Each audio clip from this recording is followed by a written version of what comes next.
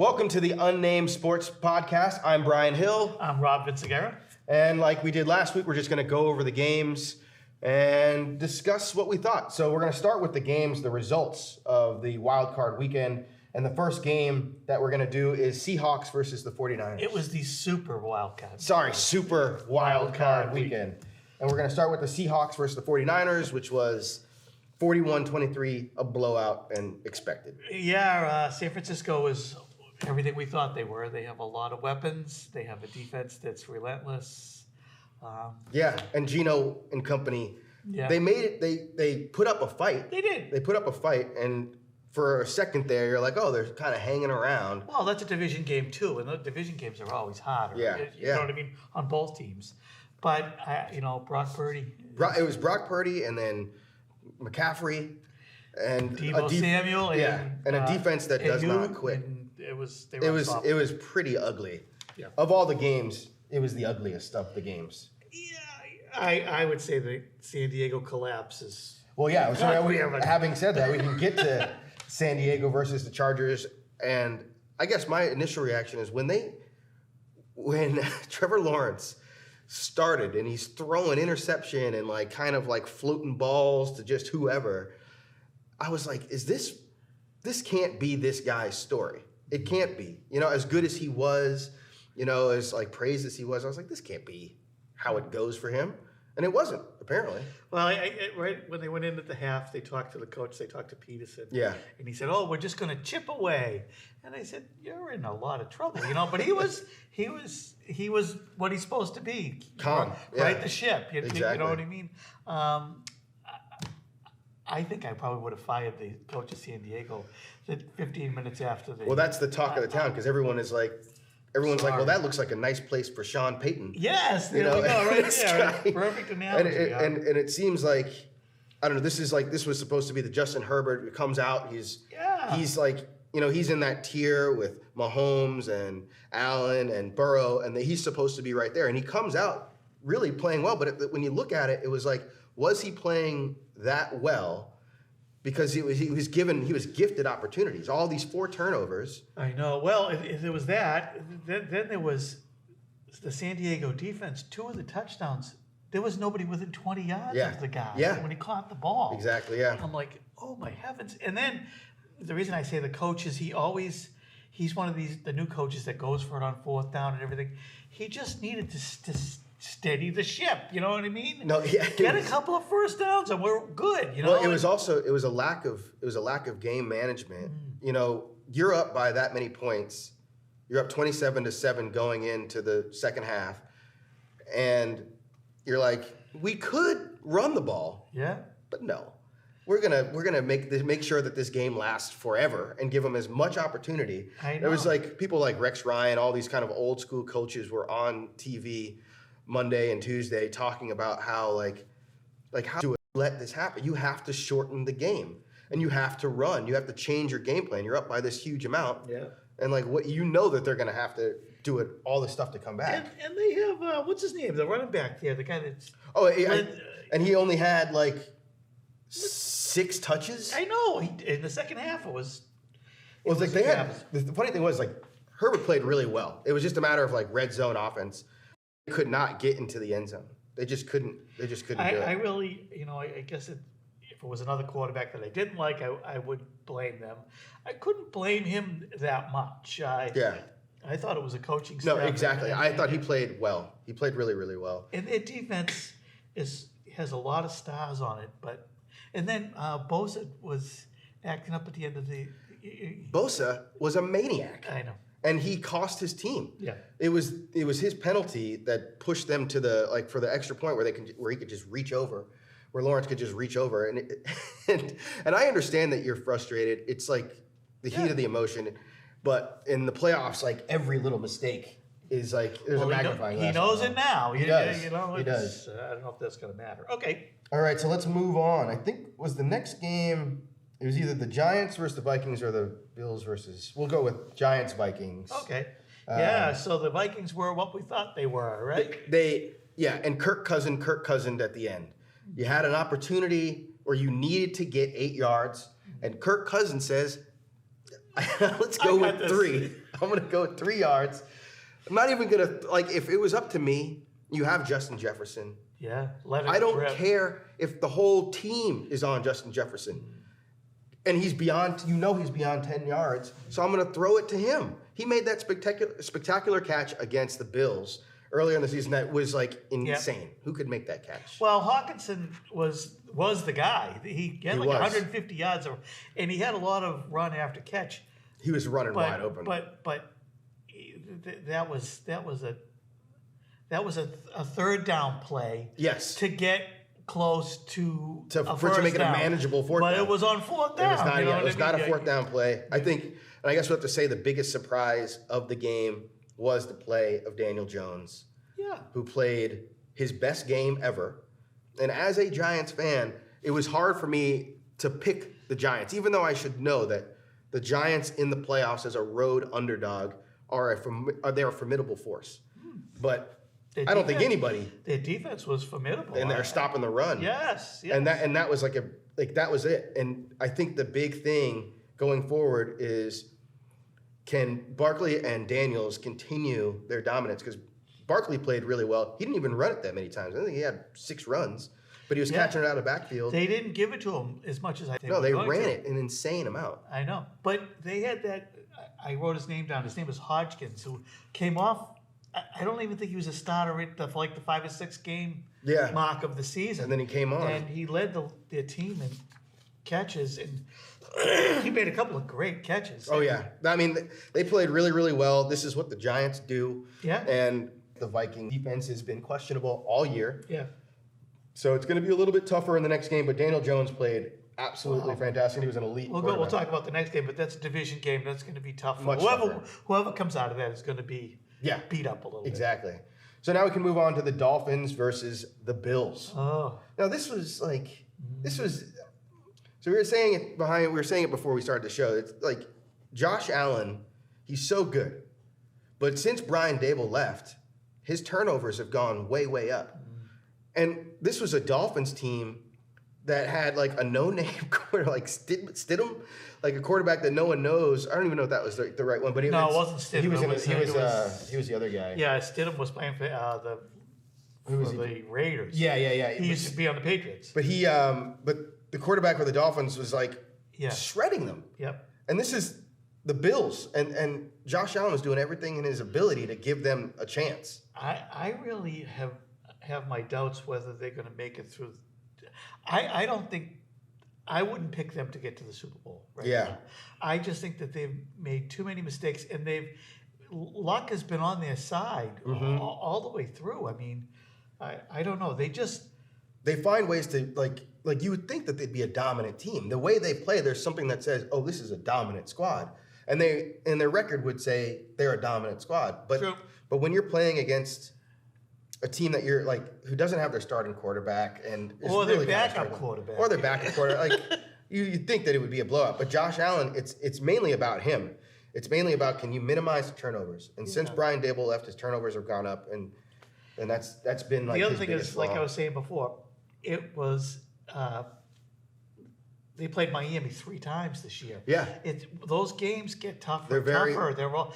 They're a different kind of a game. When Cincinnati plays Baltimore, it was a dogfight. It was like throwing rocks at each other. And they were lucky to get out of there. Yes, they were. I mean, we can move on. 24-17, the Bengals playing against like a Lamarless Ravens squad who was dealing with tweets and stuff like that after the game. When you got something, you gotta treat it right, and you gotta do it good. It's like, come on. But they went out there and really stunk it up.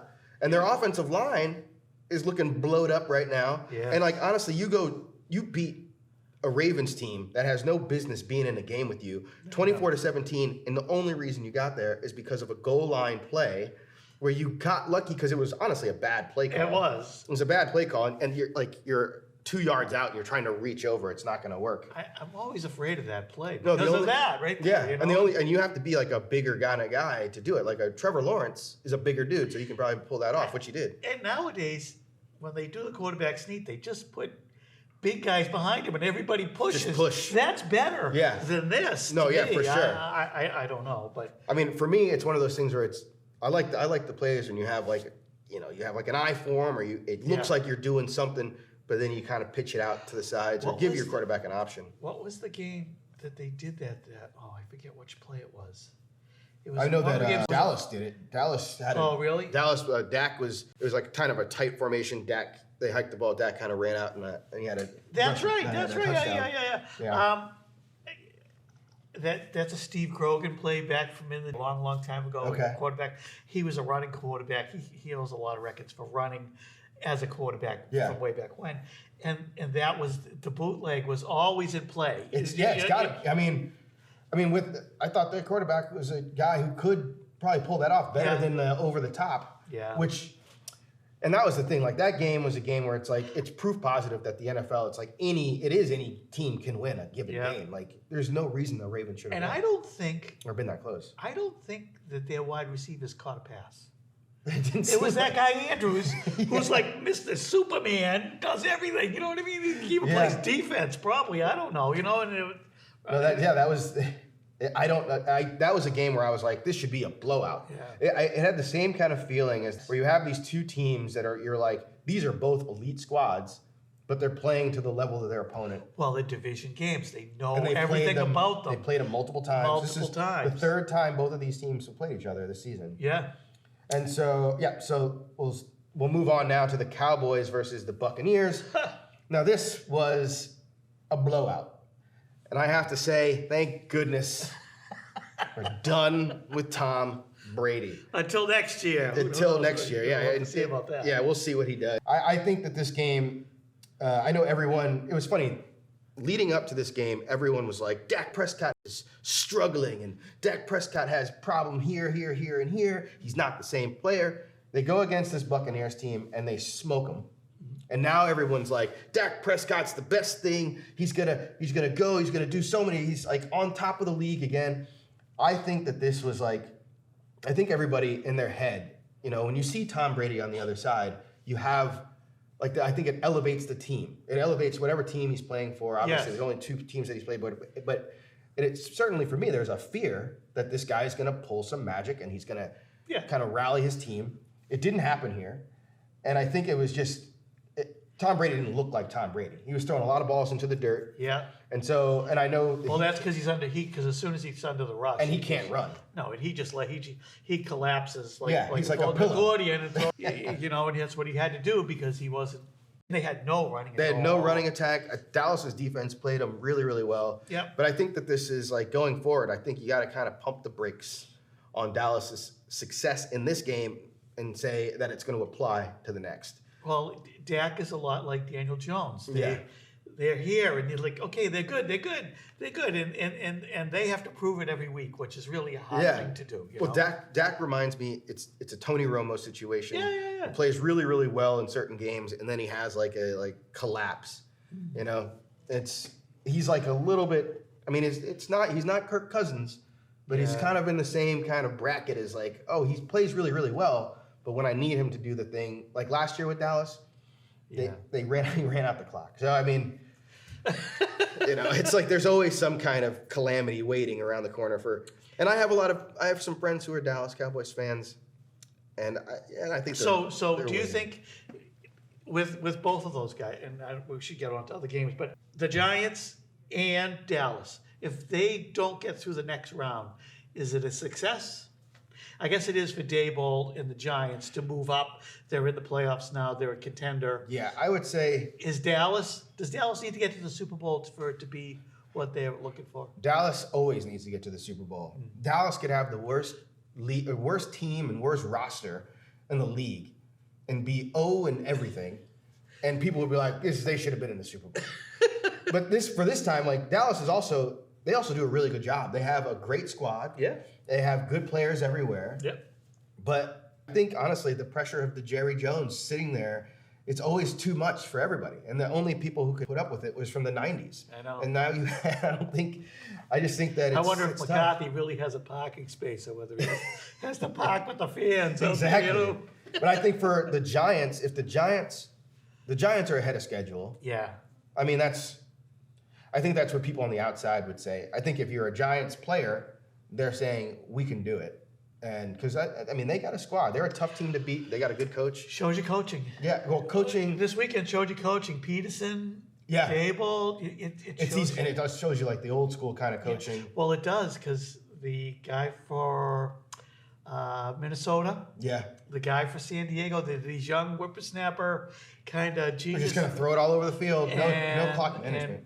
And with the playoffs, you got to play it a little differently. Yeah, it's a totally different game. Yep.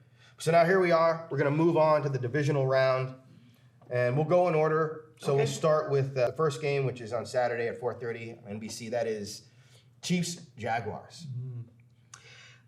I think it could be a blowout quickly.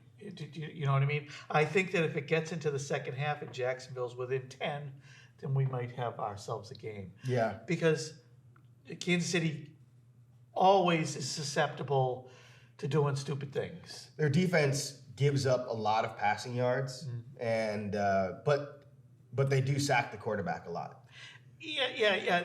It's like Mahomes is one flip away. He could flip, and it could hit somebody in the helmet, and they go the other way. Yeah. You know what I mean? And then then he comes back at the end. So yeah, Mahomes, I think Mahomes and Andy Reid having a week to rest. Yeah. That's pretty big. Andy Reid coming off a bye is nearly undefeated. And I think the Chiefs defense, with the NFL, it's like as the season goes on, you can start the season being really, really hot, and then you kind of get cold. Like I guess an example of that would be a little bit in the Eagles. Like, you deal with struggles at the end of the season when you look so dominant in the beginning. And as for the Chiefs, their defense is starting to get a little bit better, and they're kind of the best that they've been throughout the whole year, right when they need to be. And I think they're an opportunistic defense. They don't wow you, and all of a sudden they make a big play. Yeah, they don't wow you. Chris Jones will make some big plays. Always. He's always in the mix. I think this is going to be a game where it's like when you look at, like if the Chiefs go up 27 to 7, it's going to be a different kind of play calling for Andy Reid and the crew. Yep. I do think that the Jags are. Now, this is one of those things where you'd say the Jags are ahead of schedule. Last year they were like one of the worst teams. Yeah. And now that they got a new coach, they're right. But I just think that it's going to be tough because the Jags struggled. They struggled guarding the Chargers tight end, and now they're going against the best tight end, and they're going against Mahomes, who has all these different freaking guys. Yeah. And some of them are coming back from injury right now, and so they're healthy. And an offense that's unlimited. I mean, it's game planning and scope. Yeah, when you're doing little they're doing all types of different weird little turns, like they're in like the Temptations or something like that, and they're out there like running these like plays. They're a very, very smart team. They're a creative team, and that's Andy Reid. That's Andy Reid for sure. So I would say that. I don't know what was the it was Kansas City is -9. Yeah. And I mean, I guess it's the playoffs, it's tough, but I'm going to go with Kansas City. Me too. I just think that they're too good, they're rested, and they're ready. We'll see how they do going forward. Yeah. You know what I mean? I'm interested to see who plays them and how that's going to work.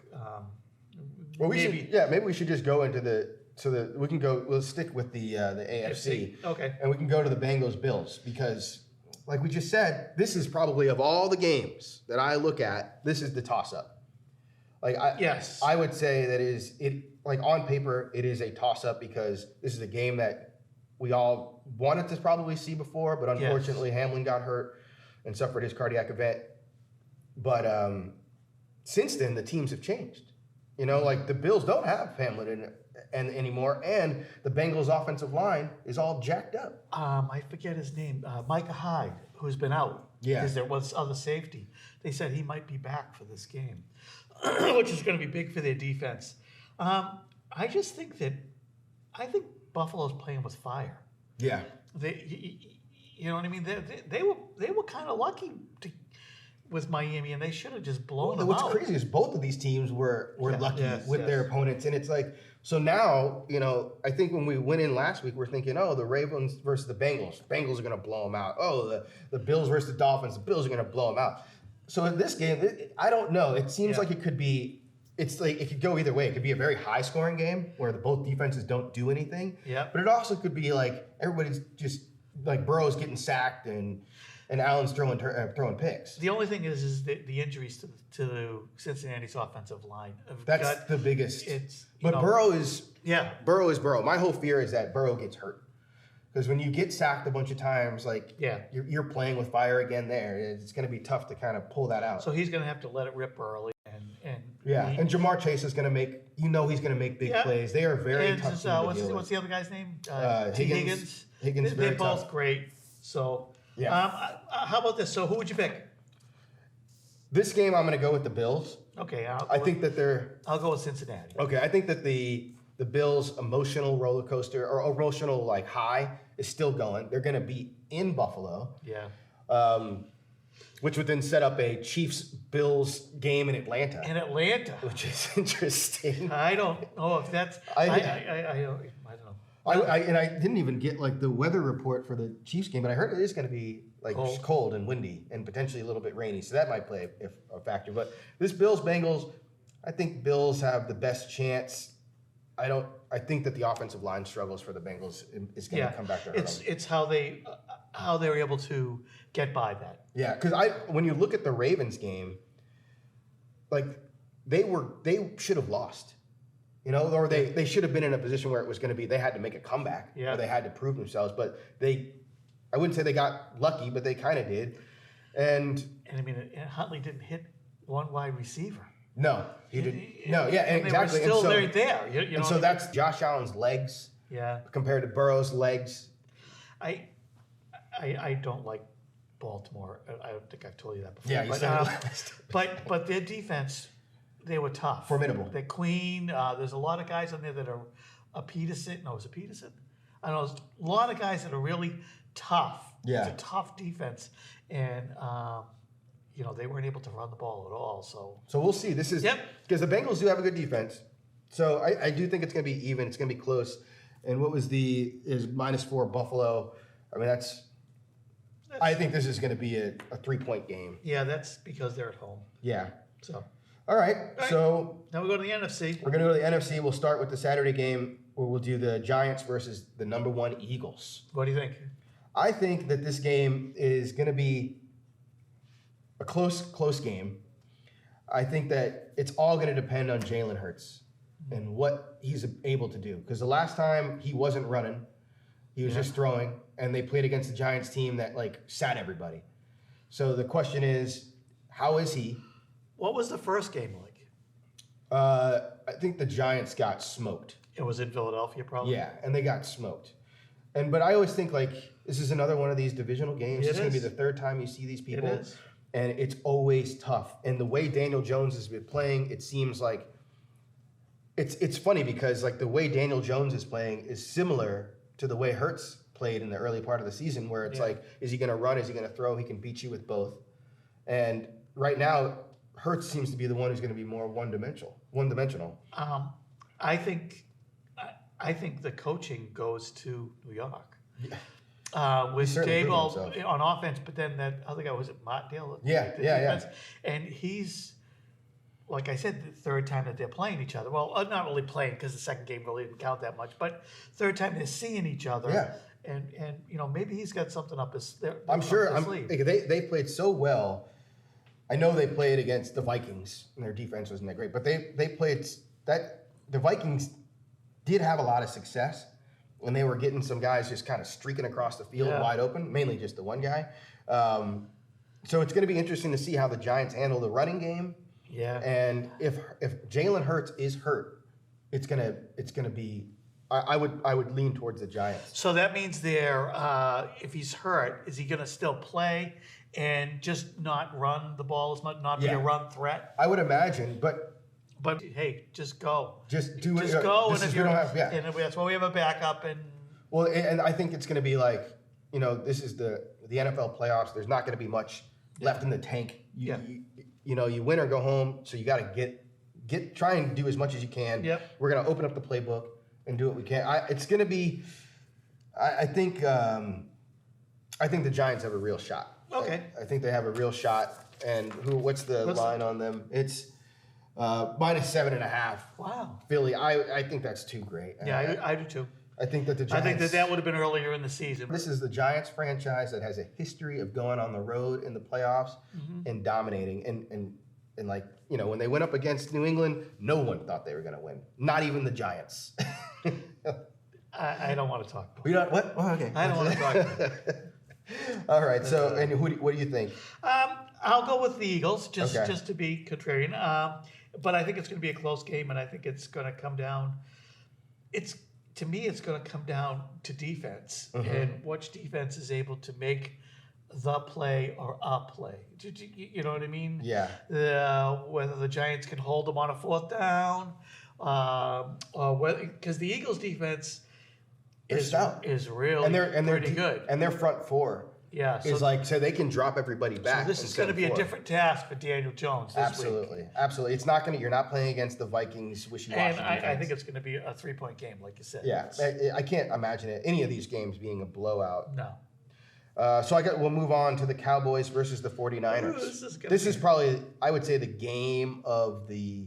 Well, no, the Bengals-Bills is probably the game of the week. No, but These are all the pretty Kansas City Jaguars game is the one that is more predictable. Is the outlier. The other three are all like that. They're all pretty good games. Very good games. Yeah. And I think something that we had to touch on that we didn't talk about was, when we talk about the Cowboys versus the 49ers, we got to look back at the Cowboys' last game, and we didn't even bring it up. Four missed extra points. I know. It was hard. They brought in a kicker. They did. Yeah. It was hard to watch. And they haven't said who they're going to, whether they're going to kick that guy out and bring in the new guy, but they brought him in. It was, I was watching the Manning cast, and Peyton was like, can we cut a guy at halftime? Because, that was. Well, they said they weren't even close. They were. Well, the first one goes wide right, wide. The next one goes wide right, and he tries to over adjust. He kicks it left, and the next one he grazes the thing. It was like at one point, and the Dallas offense was playing so well that I was thinking, like, every time they get past the 30, this guy is probably pooping his pants. Jerry Jones is on a ventilator. Yeah. When they kick it. Oh my God. Well, everyone was so confused, I know. and Dak was like freaking out. So honestly, that might play a role into this game. It might. Because if you're out there not kicking extra points, you're in trouble. This is both good defenses, both pretty good offenses. I think San Francisco's offense is more diverse and they're more lethal. More lethal, I guess is a good way to put it. And they're home. It's in San Francisco. It's on turf. It's on grass. You know? So that's a big thing too. I would pick San Francisco myself. So this one, to me, it's one of those games where it's like everyone's been talking about Brock Purdy versus Dak Prescott. And I will say this, Brock Purdy has not been playing against the highest of talented defense. In these last games, he's been playing really, really well. I think he's even beaten Mahomes in certain categories in terms of what he's done. But I do think this is going to be a different animal. You're getting deeper into the playoffs, and a lot's expected.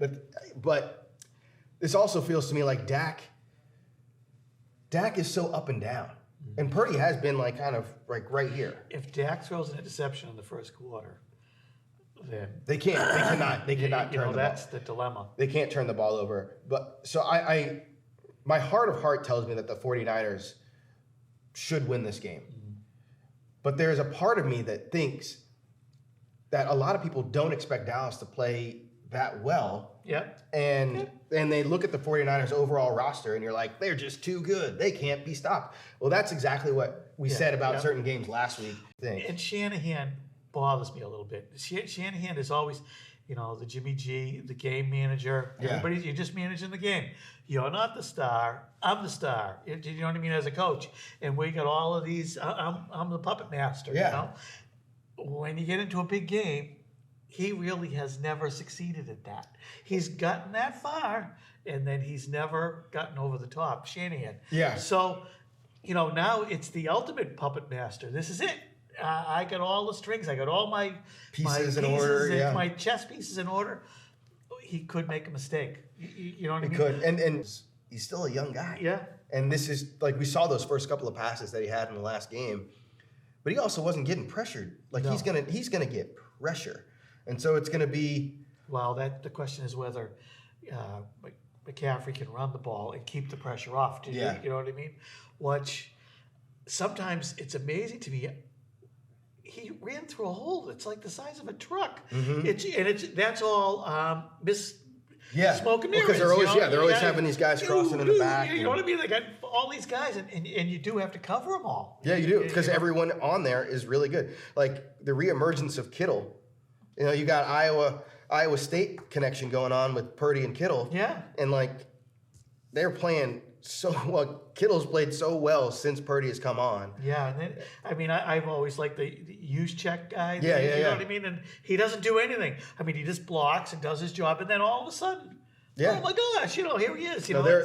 I do think that if you look at both teams, I think the 49ers are a more dangerous team, and they're a plug-and-play quarterback kind of team where it's like, you put a giraffe back there, it'll find a way. You put anything back there, it'll find a way. Yeah, put anything back there and it has a chance. But it's crazy that my trust goes with Purdy more than it goes with Dak, which is nuts. Just because I haven't been disappointed by Purdy yet. Yeah, that's right. That's the issue. And both of these teams have been a disappointment because they've been there and they've never gotten over the hump. Yeah. But we've been looking at Dallas do this for 30 years now. Yeah, I will say this. I think it'll be a closer game, but I feel like it'd be a crazy man if I didn't say that the 49ers are going to win this game. Yeah. I feel like they have the squad, and it's going to, and they're not like the head cases at the Dallas fan base. When I was around with Bill Buckner. Mm-hmm. I never like to see a guy get disgraced. Yeah. When he's a hardworking guy that plays the game right, and he loses. 4 teams are going to lose here. Yeah. You know what I mean? No matter how good they are, they're going to lose. You only have one winner every year. That's it. And that's all. Sometimes it's luck. Sometimes it's weather. Sometimes there's a myriad of factors. Yeah. So I feel for Dak. I don't want him to go out like this. The choker. I want him to win. You know what I mean? I want him to win so that he can go against the Giants and then get smoked. That's what I want. That's all I want. Okay. I got you. Because I have a friend who's a Dallas fan, and I would love to just hear him whine about that. That'll be an enjoyable game. That'll be good. All right, so we're both going with the 49ers. Yep. I'm going to say the Giants and the Bills and the Chiefs. And I'm going to say Bengals and 49ers, and I'll say the Eagles. Okay. So that's all for this week, I think. We went through every single game. Next week, we'll do the same thing. We'll go back over the divisional round. Yep. And then we'll try to do our best at predicting the AFC Championship game and the NFC Championship game. And we shall see. It'll be fun. This is one of my favorite times of the year. It is mine. For sure. Okay. All right. So we'll see you next time. This Thanks. has been the Unnamed Sports Podcast. I'm Brian. I'm Rob. And we'll see you next time. See ya.